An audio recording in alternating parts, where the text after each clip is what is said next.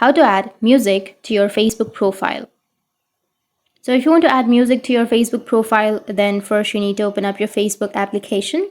Once you open up your Facebook, now you need to go with the upper right, which has that 3 horizontal lines, and tap on your profile. Once you tap on your profile, now you just need to simply go with the right side, which has that 3 dots, and then you can go with the edit option under your profile. So tap on edit profile. Once you go with edit profile, now if you scroll down, then here you will have an option to add your music.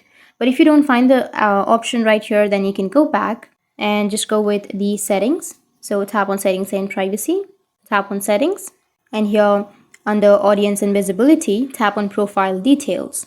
Now scroll down, and here on the bottom, you'll find an option of adding a music. So tap on see all, which is on the right side. And here you can tap on plus, which is on the top, and then select the music that you would like to add. So tap on the music, go with the 3 dots, which is on the right side, select, go back, and then go with the 3 dots again, and tap on pin to profile. That's it. That's how you can add music to your Facebook profile. And if you have any questions, feel free to comment below. Thanks for watching.